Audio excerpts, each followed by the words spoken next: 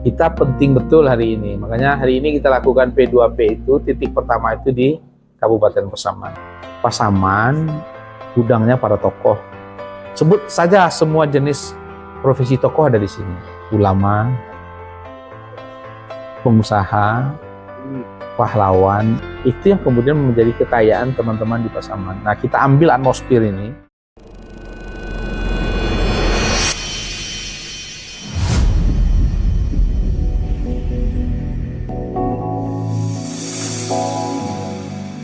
Assalamualaikum warahmatullahi wabarakatuh. Waalaikumsalam warahmatullahi wabarakatuh. Bertemu lagi bersama saya Imra Liang dalam acara Obsesi, obrolan seputar demokrasi dan pemilu Bawaslu Kabupaten Pasaman. Sahabat Bawaslu, pada episode kali ini kita kedatangan tamu anggota Bawaslu Provinsi Sumatera Barat, Bapak Ahmad Kadafi Eskom. Selamat siang, Pak. Waalaikumsalam. Selamat siang, Imra. Sehat? Alhamdulillah, Pak sehat. Sehat. Bapak Ahmad Kadafi ini adalah anggota Bawaslu Provinsi Sumatera Barat, koordinator divisi pencegahan Parmas dan Tumas Bawaslu Provinsi Sumatera Barat. Selamat datang di Pasaman. Sama-sama, Imra. Oke, Pak, pada episode kali ini mungkin kita diskusi terkait dengan apa saja sih kerja Bawaslu itu di masa tahapan ini, ketika tahapan pemilu dan tahapan pilkada sudah selesai. Nah, khusus ini divisi yang Bapak ampu, divisi pencegahan Parmas dan Tumas. Namun sebelumnya ke Bawaslu, mungkin sahabat Bawaslu pengen kenal lebih dekat siapa sih Bapak Ahmad Kadafi. Karena itu kita minta kepada Bapak Kadafi mungkin memperkenalkan dirinya kepada sahabat Bawaslu dan khusus Bawaslu Kabupaten Pasaman. Oke. Baik, terima kasih, Imra. Tadi Imra sudah kenalkan, saya Muhammad Kadafi. Hari ini sedang menjadi anggota Bawaslu Provinsi Sumatera Barat. Tadi Imra tanyakan soal apa saja kegiatan, kesibukan atau agenda-agenda Bawaslu. Tadi Imra bilang non tahapan. Kalau di Bawaslu itu kan kita tidak ada istilah non tahapan. Semua agenda-agenda itu kita lakukan. Nah, sepertinya agendanya hari ini jauh lebih sibuk ketimbang ada tahapan. Kenapa demikian? Pertama, mempersiapkan pengetahuan terhadap semua pihak, baik pemilih, seperti pemilih hari ini, kita sedang melakukan pengawasan, pemutakhiran data pemilih berkelanjutan. Itu kan gunanya mempersiapkan pemilih untuk pemilu berikutnya. Anggaplah pemilu tahun 2029 atau pemilihan kepala daerah setelahnya. Nah, hari ini Bawaslu sudah lakukan itu. Melakukan pengawasannya dalam rangka memastikan agar siapa saja yang sudah masuk usia menjadi pemilih, tentu dengan semua syarat dan ketentuan yang melekat, mesti sudah harus dikatakan memenuhi syarat. Nah, sehingga kita berharap pada pemilu berikutnya, kalau dari sekarang sudah diketahui berapa jumlah pemilih, nanti ya pemutakhiran pemilih berkelanjutan ini kemudian ditetapkan menjelang pemilu itu DPT. Nah, kalau sudah tahu semuanya, maka patut diduga tentu pembiayaan yang tidak perlu di dalam proses menghadirkan surat suara, menghadirkan hal-hal lain yang berimplikasi terhadap anggaran itu jauh lebih akan berkurang. Efektif Ya, berkurang, efisien, efektif, tepat guna, sehingga anggaran-anggaran yang lain itu bisa dipergunakan untuk yang lain juga. Sebab begini, Mbak, pemilih itu kan syaratnya mesti ada KTP, orangnya ada di wilayah yang ditempatkan. Contoh misalnya Sumatera Barat. Sumatera Baratnya di mana? Hari ini kita sedang berada di Kabupaten Pasaman. Nah, kan mesti jelas itu. Tahu-tahu orangnya sudah tidak ada, atau meninggal dunia, atau sudah pindah, atau yang lain-lain. Nah, mestinya kan ini dihilangkan. Tapi aturan kita hari ini kan mengatakan mesti ada surat keterangan lainnya. Contoh kalau orang meninggal itu mesti ada surat keterangan meninggal. Siapa yang bisa melakukan itu? Ahli waris yang mengurus. Siapa yang mengeluarkan itu? Pemerintah, dalam artian adalah kantor kependudukan pencatatan sipil. Nah, kalau ini tidak ada, akte kematiannya tidak ada, otomatis tentu orang itu dianggap masih ada secara administrasi. Sehingga surat suaranya diduga, dimungkinkan pada pemilu berikutnya akan tetap ada. Dia ada, tapi tidak bisa dipergunakan.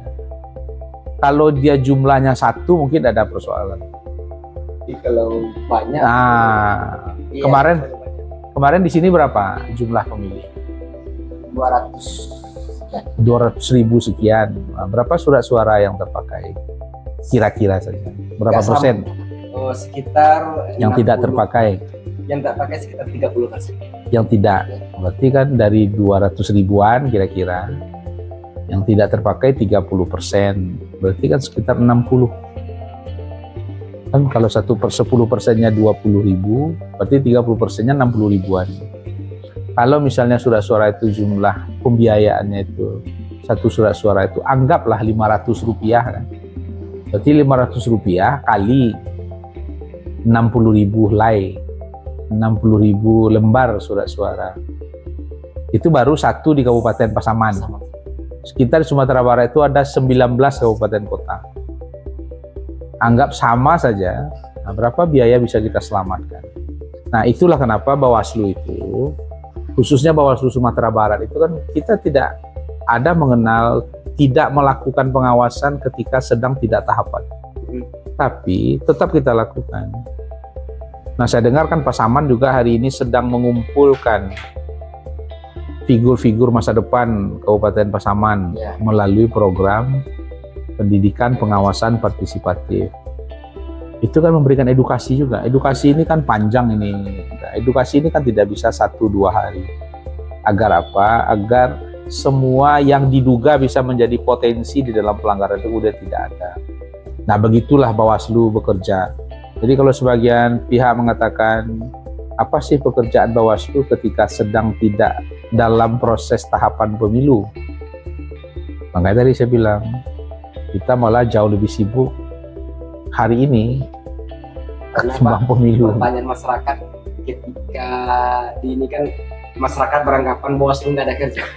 Toh, ketika saya pulang saja, contoh ke kampung kan, masih kerja Bawaslu, masih kan pemilu udah selesai, masih kerja Bawaslu. Itu perdebatan. Alhamdulillah ini sudah kerja sahabat Bawaslu. Ternyata Bawaslu ketika tidak ada tahapan pemilu maupun tahapan tetap banyak pekerjaan Bawaslu. Betul. Termasuk yang contohnya begini, Imra. Imra belajar kimia itu di kelas berapa? Di SMA. SMA kan? Sejak kita masuk SD sampai tamat SMP itu, baik itu SMP atau madrasah sanawiyah atau setingkat lah, yang ada itu kan cuma IPA saja. IPA. Kemudian pas di SMP atau madrasah itu dipecah lah menjadi fisika dan biologi. Kapan kita tahu kimia itu? Ketika sudah di menengah pertama, MAN, SMA, SMK. Artinya kalau kita pakai analogi itu, ada butuh waktu 9 tahun kita diedukasi, di SD 6 tahun, di SMP 3 tahun, barulah kita tahu ada namanya kimia. O2 tambah C3 hasilnya apa gitu, jadi gas mungkin, jadi minyak, jadi yang lain-lain. Nah, kira-kira begitu juga mengedukasi publik kan soal menyampaikan larangan itu, karena kan di pemilu itu tugas Bawaslu itu kan memastikan semua berjalan sesuai mekanisme dan aturan yang mengikat. Aturan yang mengikat apa? Undang-undang. Mekanisme yang menentukan apa? Perbawaslu. Kalau kita mengawasi tahapan namanya KPU. Nah, apa yang dilaksanakan KPU itu yang kemudian menjadi fokus kita agar dia berjalan sesuai rel yang dibenarkan. Sebab begini, kalau dia berjalan tidak sesuai dengan aturan yang berlaku, maka patut diduga akan ada pihak-pihak yang dirugikan. Siapa yang dirugikan? Bisa peserta. Peserta itu siapa? Calon. Partai politik ya, dia pesertanya partai politik. Nah, di dalam peserta itu ada calon-calon, calon kepala daerah, calon legislatif, semua tingkatan, atau perorangan namanya DPD. Nah, ini yang menjadi concern kita betul. Nah, kenapa hari ini sudah dimulai ini kan 10 November hari ini. Saya rasa dengan semangat kepahlawanan teman-teman Bawaslu Kabupaten Pasaman coba merumuskan banyak hal program agar publik terlibat lebih luas. Nah, kali ini mungkin dengan program pengembangan pendidikan partisipatif pemilih ini kan. Coba Imra bayangkan, kalau orang-orang yang hari ini dididik oleh Bawaslu Kabupaten Pasaman jadi pemilih yang baik, jadi penyelenggara mungkin yang baik, atau mungkin jadi peserta yang baik bisa juga. Dia sudah mengerti aturan, sehingga dengan dia mengerti aturan itu, dia tidak ada lagi berniat, bermaksud, atau melakukan pelanggaran-pelanggaran. Ini menarik ini, Pak. Tadi ada sebelumnya kegiatan nasional Bawaslu tadi ada mengendakan pendidikan. Yeah. Nah sekarang ada nih pendidikan pengawas partisipasi Bawaslu provinsi dan Bawaslu Pasaman juga. Ya, di semua kabupaten kota kita laksanakan. Kita mulai hari ini di Kabupaten Pasaman. Boleh ya, biar sahabat Bawaslu tahu nih, apa sih itu sebenarnya pendidikan pengawasan partisipatif itu? Kita melibatkan partisipatif ini tentu orang di luar kita ya, orang di luar Bawaslu. Siapa itu? Bisa mahasiswa, bisa pemilih pemula, bisa pelajar, bisa para tokoh, bisa tokoh-tokoh di masyarakat, atau masyarakat itu sendiri. Nah, seperti hari ini Imra dan kawan-kawan di Bawaslu Kabupaten Pasaman melakukan proses edukasi yang kita berikan nama dengan P2P itu, pendidikan pengawasan partisipatif. Kita lihat banyak orang yang ingin terlibat. Saya lihat tadi kan pakai daring juga, kemudian hadir di dalam ruangan juga. Nah, coba kita bayangkan, sekeluar dia dari pendidikan ini, kemudian dia kembali ke komunitasnya, dia kembali ke kelompoknya, dia kembali ke masyarakatnya, atau bahasa yang sering lazim kita kenal itu, dia kembali ke habitatnya, ke kesehariannya. Dia akan cerita bahwa memang resiko memilih seseorang, apakah itu legislatif, apakah itu kepala daerah, apakah itu Dewan Perwakilan Daerah, bahkan presiden sekalipun, kalau didahului dengan melakukan pelanggaran. Apa contoh pelanggaran? Menggunakan politik uang. Apa contoh pelanggaran? Kampanye di tempat-tempat yang tidak dibenarkan, rumah ibadah mungkin, tempat-tempat yang dilarang, dan seterusnya. Efeknya apa? Maka akan terpilihlah orang, akan terpilihlah figur, akan terpilih individu yang patut diduga begitu dia dilantik, dia juga akan melakukan pelanggaran. Karena sedari awal proses dia menuju pada titik itu dengan tidak mentaati kaidah-kaidah yang sudah dibenarkan oleh peraturan perundang-undangan. Nah, ini menjadi concern kita. Makanya melalui pendidikan pengawas partisipatif ini kita sampaikan, kaum muda, kelompok masyarakat, calon pemilih, calon peserta pemilu, ini tidak bisa dilakukan. Sebab kalau dilakukan, apa risikonya? Oh, dia terlaksana, iya, tapi akan mengandung risiko. Apa risikonya? Pidana kalau di Undang-Undang 7 tahun 2012. Pidana kalau di Undang-Undang 10 tahun 2020 tentang pemilihan kepala daerah. Apalagi, orang pun tidak akan percaya dengan proses yang kita lakukan. Apalagi kemudian orang tidak akan percaya dengan hasilnya. Nah, ini yang kemudian kita lakukan pendidikan tadi, kemudian pendidikan ikut terpusat, kemudian begitu terpusat kita lakukan secara partisipatif, artinya membangun kesadaran publik bahwa memang kalau air itu bisa membuat kita basah, bahwa api itu bisa membuat kita terbakar, bahwa angin itu bisa membuat kita masuk angin dan seterusnya. Nah, ini yang mesti kita lakukan, dan saya lihat tadi kan yang dilakukan teman-teman itu sangat luar biasa. Tinggal kita hari ini berharap mudah-mudahan sepulang dari sini pengayaan dan khasanah keilmuannya soal apa itu menjadi tugas-tugas Bawaslu yang bisa melibatkan masyarakat secara luas, dia akan sampaikan ke banyak pihak. Paling tidak dia mengingat begini, Imra, oh cobalah kalau kita tahu lebih awal, rupanya begini tidak dibenarkan. Kalau tidak kan risikonya bisa pidana kita ini, kalau tidak risikonya kan bisa administrasi kita ini, kalau teman-teman ASN misalnya. Kalau tidak kan risikonya bisa berurusan dengan A, B, C, dan D, dan seterusnya. Nah, itulah kenapa kita penting betul hari ini. Makanya hari ini kita lakukan P2P itu, titik pertama itu di Kabupaten Pasaman. Karena saya merasa, kami di Bawaslu Provinsi merasa, Pasaman gudangnya para tokoh. Sebut saja semua jenis profesi tokoh ada di sini. Ulama, pengusaha, pahlawan, profesi-profesi lainnya, itu yang kemudian menjadi kekayaan teman-teman di Pasaman. Nah, kita ambil atmosfer ini, mudah-mudahan kemudian bisa sampai kepada para peserta kita. Begitu, Imrah. Kalau proses pendidikan pengawas potensi level 12 itu seperti apa? Biar sahabat Bawaslu tahu. Semua, kan tadi semua kalangan bisa belajar secara umum terbuka. Iya. Nah, setelah mereka masuk mendaftar, pendidikan seperti apa yang mereka dapat? Pertama, dia kan ada jenis yang kita lakukan pengetahuan yang sifatnya makro, tapi dia sangat cepat bisa diketahui oleh masyarakat. Untuk misal berkaitan dengan partisipasi pencegahan. Kenapa pelanggaran itu mesti dicegah? Misalnya saya beri Pak Imrah uang sebagai bagian dari saya sebagai calon. Kemudian Pak Imrah boleh memilih saya atau tidak. Tapi faktanya kita sudah terbiasa dengan hal-hal seperti itu. Ini kita ini. Kemudian kan kita berpikir ke depan, generasi setelah kita. Kalaupun masih melakukan hal yang sama, maka akhirnya patut diduga masyarakat kita merasa apa yang dilakukan oleh orang-orang tersebut diabaikan, dibiarkan sehingga menjadi kebiasaan. Nah, itu makanya Bawaslu konsen betul meyakinkan publik bahwa ada beberapa hal yang memang tidak bisa sama sekali ruang berdiskusi di sana, dan itu mesti ruangnya ruang penindakan. Contoh misalnya politik uang itu di undang-undang itu dikatakan si pemberi dan si penerima berada dalam posisi yang sama sebagai terpidana pemilu. Nah, ini yang sebenarnya kami inginkan, dan kita berharap semua masyarakat yang kita beri pengetahuan ini minimal ya, seminimal-minimalnya terhindar dari masalah ini. Itu, Imrah. Jadi menarik kan, tim Bawaslu sudah membentuk kader pengawasan di masyarakat. Ya, ini sebenarnya dimulai semenjak akhir 2021.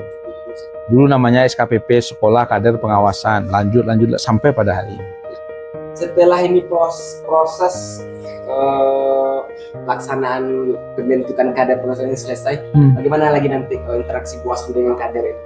Ketika ini proses pendidikan ini sudah selesai, apa yang tidak lanjut ke depannya? Ya, ini menarik ini yang mesti kita pikirkan.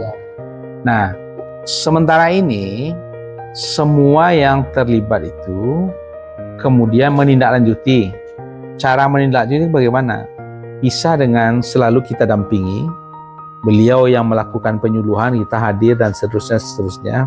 Kemudian sering-sering melakukan agenda-agenda yang misalnya diundang Bawaslu dan yang lain-lain. Nah, kemudian tentu apa-apa yang menjadi ikhtiar kita bersama ini, kita berharapkan ini didukung oleh banyak pihak. Nah, salah satunya tentu kita berharap dari pemilih kita. Kalaulah misalnya cerita politik uang saja, Imrah, kalau kita menganggap pemilih itu kemudian mau menolak, maka tidak akan ada politik uang.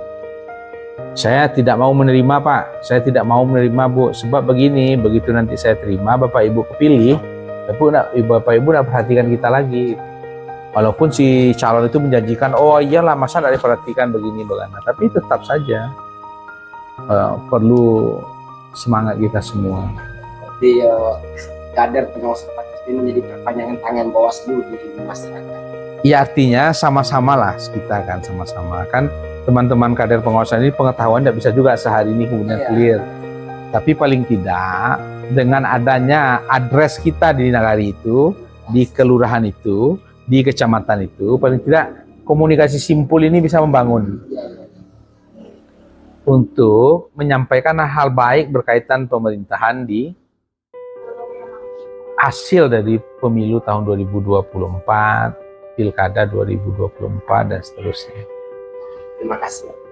Berarti pendidikan pengawasan partisipatif ini perdana kali dilakukan untuk tahun ini di Kabupaten Pasaman. Iya. Mengapa Pasaman menjadi pilihan untuk jadi yang tuan rumah menjadi pertama dilaksanakan? Jadi tadi kan Imrah tanya, setelah pendidikan partisipatif ini apa lagi? Iya.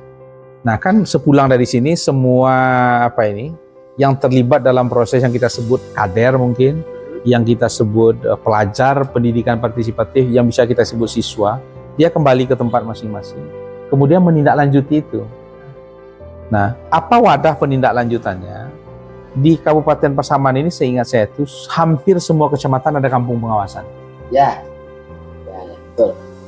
Nah, artinya ketika ada kampung pengawasan itu maka terjadilah proses saling mencegah, saling mengingatkan, saling bahu-membahu mengatakan itu tidak benar. Politik uang itu apa manfaatnya? Untuk orang yang menerima sesaat mungkin ada manfaatnya, tapi jangka panjang pasti tidak bagus manfaatnya. Kemudian pertanyaan Indra tadi, kenapa akhirnya kita lakukan di Kabupaten Pasaman? Itu tadi, Pasaman sudah memiliki semua kampung pengawasan. Tadi saya dengar kan juga deklarasi kampung pengawasan. Itu satu. Yang kedua, ini 10 November, saya ingin sampaikan kepada semua pihak yang ada di Kabupaten Pasaman bahwa mesti semangat Imam Bonjol itu harus kita gelorakan kembali untuk proses pengawasan, pencegahan, dan penindakan yang dilakukan oleh teman-teman Bawaslu. 10 November, semangat para pahlawan, dan saya rasa bukan hanya Imam Bonjol saja yang ada di Sumatera, yang di Pasaman ini. Ada juga Tuang Kurau. Tuang Kurau itu kan bukan sedikit juga sumbangsinya terhadap proses bernegara kita. Nah ini yang menjadi poin kita sebenarnya, agar apa-apa yang akan kita rumuskan ke depan, nah, kita berharap tidak ada satupun pihak lagi yang berkeinginan. Kita belum cerita ini jadi atau tidak, tapi berkeinginan saja kita anggap dia keliru. Berkeinginan untuk tidak melakukan sesuai dengan peraturan dan perundang-undangan dan seterusnya. Nah ini sebenarnya yang menjadi target kita, Indra. Oke, mungkin sahabat Bawaslu, terakhir mungkin ini terakhir sekali ini ya. Terakhir sekali kepada dalam sesi kali ini kepada Pak Kordev, apa sih ada nggak pesan atau kesan terhadap yang pertama ini proses pendidikan pengawasan kita laksanakan, kemudian pesan terhadap khusus Bawaslu Pasaman secara umum. Saya berharap Bawaslu Kabupaten Pasaman menjadi rumah bersama, menjadi rumah peserta pemilu, menjadi rumah pemilih pemilu, menjadi rumah bagi stakeholder yang lain. Tujuannya apa? Agar saling bisa mengetahui, saling berdiskusi, saling untuk coba mengetahui apa saja yang menjadi bagian di dalam proses pemilu itu. Karena kan kalau masyarakat kita, pemilih kita, peserta kita tidak tahu dengan aturan-aturan itu, ya resikonya itu akan sangat tinggi. Nah, seperti yang kita urai di kegiatan, di narasi-narasi tadi. Nah, ini yang menjadi menjadi fokus kita secara bersama-sama sebenarnya. Ini kan tidak hanya tugas Bawaslu, ini tugas semua pihak tanpa terkecuali. Bahwa memang proses penindakannya ada di Bawaslu, ya, tapi kita berharap proses pencegahannya bisa dilakukan secara bersama-sama. Kalau nanti publik ragu, takut misalnya, dia bisa kabari ke kita, biar kita yang tidak lanjuti. Karena prinsip kita di Bawaslu, Indra, sekecil apapun informasi pasti akan kita tindak lanjuti, apalagi yang menyangkut dengan pidana pemilu. Jadi teman-teman Bawaslu Kabupaten Pasaman, khususnya kita di Sumatera Barat, tidak ada kata untuk tidak melakukan proses-proses pencegahan, pengawasan, kemudian penindakan. Nah, inilah kekayaan kita di alam demokrasi. Itu mungkin. Oke, mungkin terima kasih Bang. Ya. Sampai di sini dulu diskusi kita pada siang hari ini. Terima kasih. Terima kasih, Indra. Sahabat Bawaslu, demikianlah podcast kita pada siang hari ini. Jangan lupa like, komen, dan share channel YouTube Bawaslu Kabupaten Pasaman.